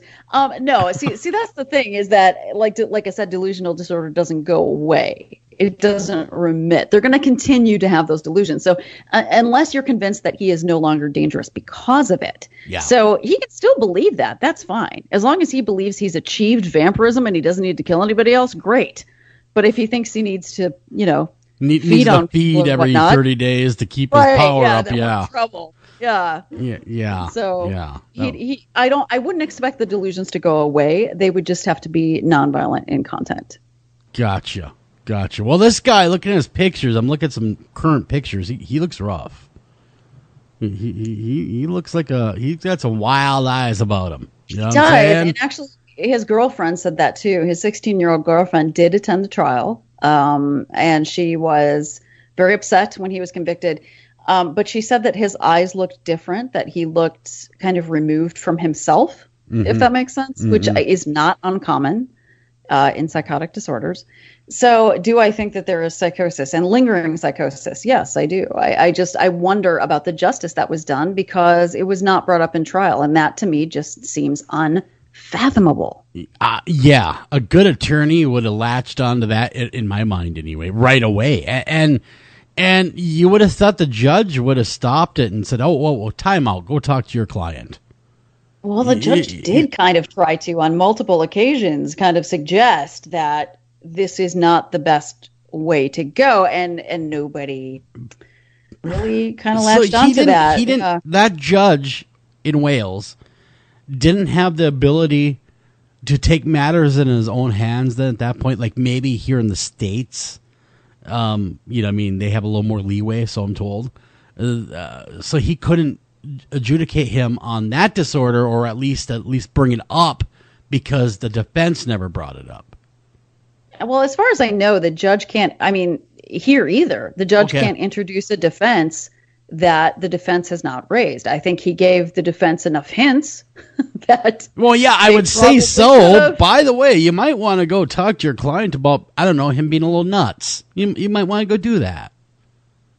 But it never happened. And the reason too that I bring this up is that, believe it or not, there are actually equivalent cases. There's the case of James Riva.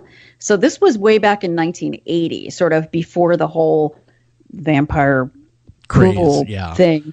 Yeah, sort of hit, right? So James Riva, murdered his own grandmother. He shot and murdered his own grandmother because he believed that he was a 700-year-old vampire. Well, why would he have to shoot Granny? Exactly. The cookies not taste good or what? He said that he told psychiatrists he thought his grandmother came to feed on him as he slept, and he believed that he was satisfying his masters in the netherworld of vampires by making this kill. So basically, he believed she was an elder vampire that he was sent to kill. Oh. Well. Yeah. No, I'm not saying it makes sense to us, but that's what he thought. Well, then.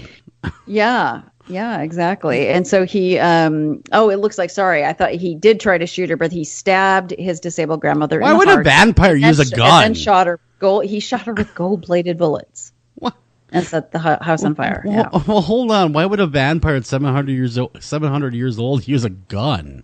I would have thought a stake to the heart would have worked. I mean, really, if you want to go by the lore, the vampire lore. No. If I'm going to be the victim of one of these things, I'm going to be like, let's forego the stake. I think they use gold-plated bullets You now. know what I'm saying, though, right? I mean, it doesn't fit the lore. I mean, anyhow, yes, I'd rather be shot than stabbed with a stake to the heart. Absolutely. If I got to pick one, shoot me and get done really fast, or stab me and I might lay there for 6 hours. I get you. I get where you're going with that. But this case here that we're talking about, this guy, this Matthew Hardman, I'm looking to some of these court documents here that are online.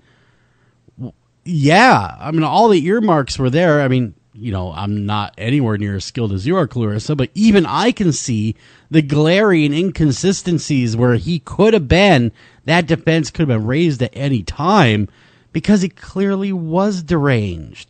He told the police this is what he was doing. He copped the black mass. He told them everything. He said he was a vampire or wanted to be a vampire.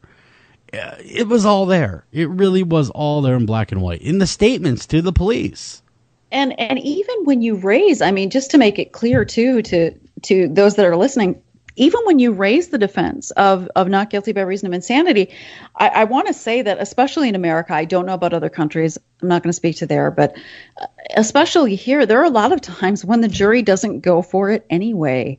Honestly, if the crime is bad enough, there are lots of times when, I used to work on, just to remind people, I used to work on death row, the only death row in the state, and I had a caseload of individuals who were mentally ill, who, in my mind, some of them anyway, were not competent at the time they committed their crimes, but they were sent to death row anyway. Is that the temporary insanity people, though? I mean, the ones, let's just say, No, I'm talking about the people that are still absolutely psychotic and were psychotic at the time. Yeah, but the jury convicted them anyway. I was going to say, you hear a ton of cases, or at least you used to hear more, like, for instance, the crime of passion, right? Oh, first, let me make this clear. Temporary insanity, crime of passion, I don't believe in it. Never have. No? Never will. You don't think that's temporary insanity where something drives you so nuts that you're willing to kill over it? You would not believe the amount of cases like that are premeditated when you look at them. Really? So no, I don't. Yeah, well, you would know. No, I don't. You know, they bought a gun. They bought bullets. They went to the range. Blah blah blah. And then they had temporary insanity. Really? Well, that is true. That is true. I got a bridge in New York. I can sell you. No, the whole temporary insanity, like crime of passion thing. I have seen thousands of inmates now. The amount of times that I've actually seen that be real. A handful. And how many of them used guns that they bought and went to the range of practice with first? That's what I'm talking about. Yeah, exactly. Or like, stabbing instruments, and that where they had domestic violence 2 months before that, where they tried to stab her and didn't. I mean, no. The whole temporary insanity thing, by the way, don't try it. It won't work. It doesn't work. It never will. It's a bad defense. It's always been a bad defense. Like people that especially people with domestic violence histories, that they tend to be the ones that do, claim the crime of passion. If you're in a contentious marriage where you are talking with your coworkers about how your life would be easier without your spouse, guess what? Temporary insanity is not going to work. Not. Yeah, don't be talking about that. But that's what happens. Those are always the people that claim temporary insanity. Yeah, by the way, I'm offing her Wednesday. I'm just letting everyone know.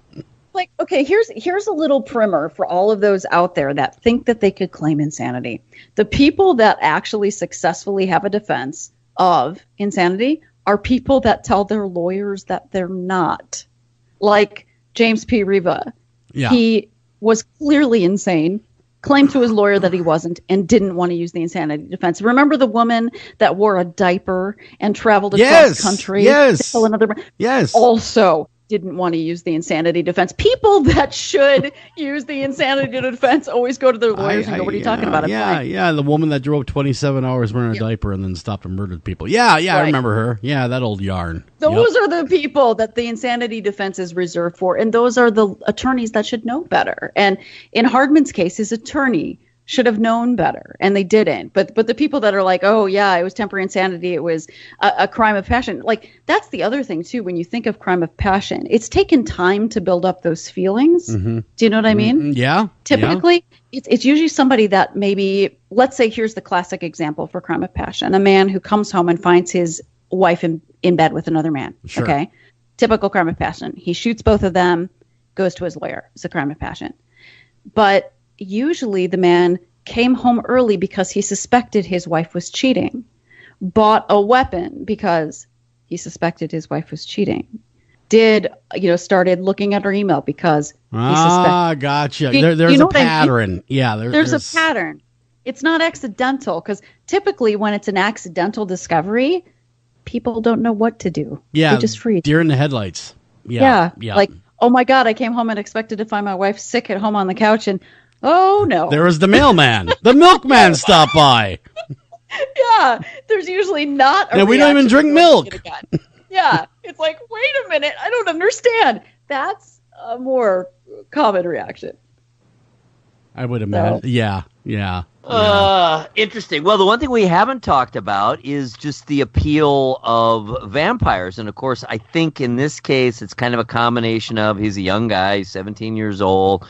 So you kind of have the sexiness. They're the sexiest of the monsters. You know, zombies are not sexy. Frankenstein is not really sexy. No, it's just kind of pieced together. Werewolves, they're too scary to be sexy. Unless you're in Twilight, evidently. Yeah, unless you're Team Jacob for some reason. Yeah, right. Yeah, well, sorry. They had sparkly vampires. So, but vampires are, still have more humanity, retain more humanity. They are not necessarily voluntarily in that position, so they may bemoan the position that they're in. Involuntary immortality. All this, of course, depends on which worldview, that you're buying into, because there's so many different rules. Kind of every story universe has its own rules. Many of these vampire rules were created by Bram Stoker, or at least collected by Bram Stoker for Dracula.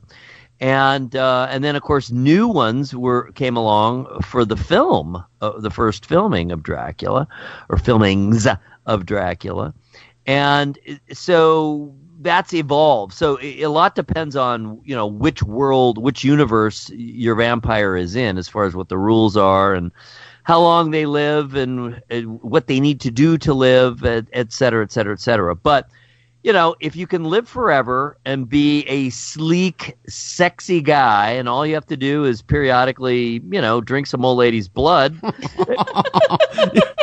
that might have some appeal. Settle. Yeah. No, it is kind of an appealing sort of monster story out of all of them. Well, sure. I mean, look at Dracula got the girls. You know what I mean? He had that allure, that animal magnetism. The brides. Exactly. Yeah, and for a kid that everybody said that he was kind of shy, that he kept to himself. I think you can see that by looking even at his mugshot, that he's probably not the most outgoing guy. He lived in a very small town. Like, his appeal at that time in his life was probably pretty limited. So the idea that being a vampire, being attractive, being immortal, being irresistible, being outside the rules, like, I can see why all of those things would attract a younger person. Well, and the power to mesmerize. Remember, all he had to do was, Dracula, all he had to do was look him in the eye. Follow me. You were under his power. So, yes, think how appealing that is. Man, I'm about to become a vampire now. All I got to do is crack a vein once in a while. Come on, I'm done with that. Here's the real question. I'm actually being serious. Do either of you believe in vampires? No, personally, I do not. I don't think there's any real vampires out there. Well, I mean, are there people who think they're vampires and who drink blood? Yes, there are. Okay, now, are they immortal? Yeah. Do they have supernatural powers? No, I don't think they do. Okay. I think that there's bats. There's bats that are vampire bats, but I think that's the closest thing that we have to a real vampire floating around. All right. So nobody in our little, because I do not believe in them either. I was going to say, don't tell me, Clarissa, you believe in vampires, all right? Do not go down that turnpike with me. No, don't do it. No, I definitely don't believe in it. But it's one of those things that has become much less, because, okay, for a psychologist, when you're, I guess, sort of judging delusions, right? There are two categories. So there used to be in the DSM. I don't know that the two categories necessarily exist now, but in the DSM, when I learned it, right, there's bizarre delusions, okay, and non-bizarre delusions. A non-bizarre delusion might be something like, I think the cops are following me. The reason it's non-bizarre is because that could actually happen. They probably are. Right? Yeah, it could actually happen. And a bizarre delusion would be something like aliens have implanted something in my skull, would be more bizarre. I guess it really got to me when I was writing up this case, thinking about it, like, is vampirism bizarre or non-bizarre because of what our culture has done to it? If you look at the real full, thousands actually of years history of vampires, almost every culture has had a vampire-like creature. Now, what it really, the true essence of vampirism is to be a revenant, to return from the dead. All the other stuff is just window dressing. So is it possible that somehow, some way, people are cursed, to return from the dead? And this has been a real fear throughout most of human history, a fear of the dead. That body goes from being a beloved family member to something really feared. Right. When they die. And so that's the myth, and that's the background of it. So is such a thing possible? I don't think so in the physical realm. I think it's much more likely on a spirit level, that there would be a return, and even vampiric behavior from a spirit type activity. Yeah. But anyway, I know we're running out of time. I do not think that Dracula-like vampires exist. I don't believe that either. But for more information on this, if you want to read the write-up for yourself, make sure you drop by thecriminalcode.com. Again, that's thecriminalcode.com. That is Clarissa's website. And, of course, make sure you drop by America's-Most-Haunted.com. Download this episode. Listen to it again. Tell your friends. Until tomorrow night, everyone take care of each other, love each other, and don't suck any blood, all right? You're not a vampire. Thank you for listening to this edition of After Hours AM. And please remember to like us on Facebook and also follow us over on Twitter.